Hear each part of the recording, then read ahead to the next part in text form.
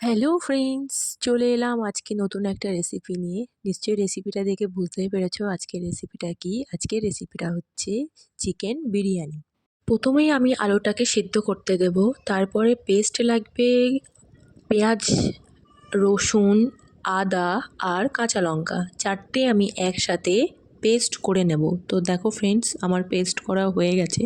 চিকেনটাকে ম্যারিনেট করার জন্য দিয়ে দেব হলুদ গুঁড়ো, জিরে গুঁড়ো, ধনে গুঁড়ো আর দেব লঙ্কার গুঁড়ো আর দেব টক দই।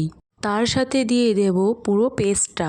তো ভালো করে আমি ম্যারিনেট করে রেখে দেব চিকেনটা কিছুক্ষণের জন্য। দেখো এখানে আমার আলুও গলে গেছে। এবারে আমি বিরিয়ানিতে ভাজা পেঁয়াজ দেওয়ার জন্য সেই পেঁয়াজটা আমি ভেজে নেব ছাঁকা তেলের মধ্যে। তো দেখো ফ্রেন্ডস, আমার পেঁয়াজ ভাজা হয়ে গেছে। এবার আমি চিকেনটা বানানোর জন্য দিয়ে দেব গোটা গরম মশলা, তেল আর তেজপাতা, জিরে, সবগুলোকে একসাথে একটু নেড়ে নেওয়ার পরে ওর মধ্যে আমি ম্যারিনেট করা চিকেনটা দিয়ে দেব।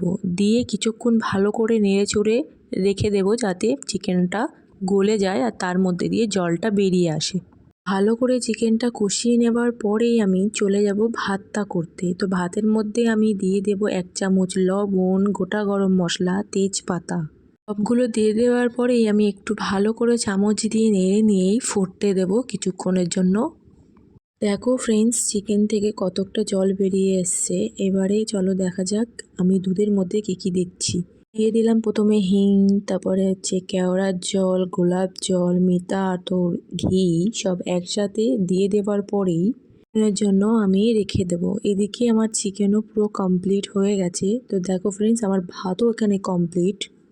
এবার বিরিয়ানি করার জন্য হাঁড়ির মধ্যে প্রথমে ভালো করে ঘি লাগিয়ে আমি তেজপাতা দিয়ে দেবো যাতে তলায় না ধরে যায়। তো দেখো প্রথমেই আমি ভাতটা দিয়ে দিয়েছি, ওর ওপরেই দিয়ে দিয়েছি ভিজে রাখা পেঁয়াজ, তারপরে দিয়েছি আমি আলু আর দিয়েছি বিরিয়ানির যে গোটা গরম মশলাটা আছে ওটা তোমরা চাইলে ভাতের সময়ও দিতে পারো। আমি ভালো করে গুঁড়ো করে এখন দিয়েছি। তার উপরে দিয়েছি বিরিয়ানি মশলা, তারপরে দিয়েছি আলু, চিকেন দিয়েছি, তারপরে দিয়েছি ঘি আর দিয়েছি মিতা আতরের যে দুধটা ওটা দিয়ে আমি আবারও একটা লাইন বানিয়ে নিয়েছিলাম। এবার চাইলে তোমরা যে কটা ইচ্ছে সে কটা দিতে পারো। এদিকে আমি গ্যাসের উপরে চাটু বসিয়ে দিয়ে গরম করে আধা ঘন্টার জন্য হাঁড়িটাকে বসিয়ে রাখবে। তো তারপরে বিরিয়ানি